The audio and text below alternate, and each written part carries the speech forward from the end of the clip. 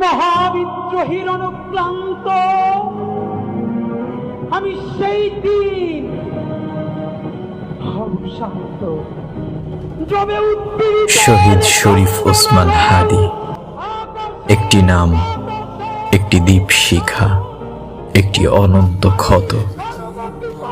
তিনি কোনো সংবাদ ছিলেন না, তিনি ছিলেন সংবাদ তৈরির সাহস। তিনি কোনো মুখ ছিলেন না, তিনি ছিলেন মুখ খুলে দাঁড়ানোর মূল্য। শহীদ শরীফ ওসমান হাদি, এই নামটি উচ্চারণ করলেই মনে হয় কেউ যেন বুকের ভেতর থেকে বলছে, সত্যের দাম দিতে হলে জীবনই শেষ মুদ্রা। 30 মিনিট কোলে নিতে পারিনি। আল্লাহ যদি আমাকে নিয়ে যায়, আমার বাচ্চাটার দিকে একটু খেয়াল রাখবেন। তিনি জন্মেছিলেন নিঃশব্দে, কিন্তু চলে গেলেন বজ্রনিনাদে। তার হাঁটার শব্দে কাঁপত অন্যায়, তার চোখে চোখ রেখে দাঁড়াতে পারত না কোনো মিথ্যা। তিনি জানতেন সত্য একদিন রক্ত চায়, ন্যায় একদিন জীবন চায়, আর ইসলাম একদিন তার সন্তানকে শহীদের মুকুট পরায়। তবু তিনি পিছিয়ে যাননি, কারণ তিনি জানতেন ভীরুদের আয়ু দীর্ঘ হয়, কিন্তু ইতিহাসে নাম থাকে না।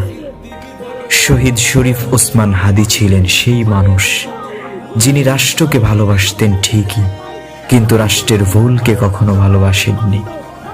তিনি দেশকে ভালোবাসতেন, কিন্তু অন্যায়কে দেশপ্রেম বলেননি। তিনি ইসলামকে ভালোবাসতেন, কিন্তু জুলুমের সাথে আপোষ করেননি।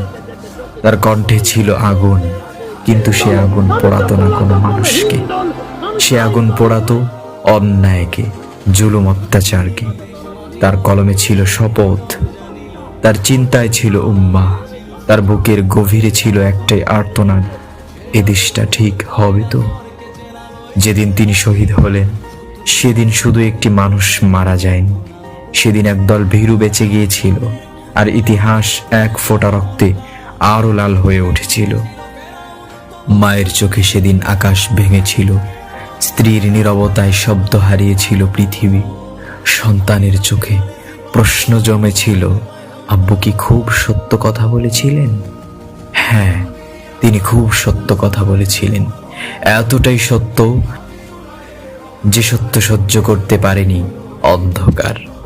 আজ তিনি নেই, কিন্তু তিনি অনুপস্থিত নন। তিনি আছেন প্রতিটি প্রতিবাদী হৃদয়ে, প্রতিটি সৎ কণ্ঠে, প্রতিটি ন্যায়ের শপথে। শহীদ শরীফ ওসমান হাদি আমাদের শিখিয়ে গেছেন, জীবন বড় নয়, সত্য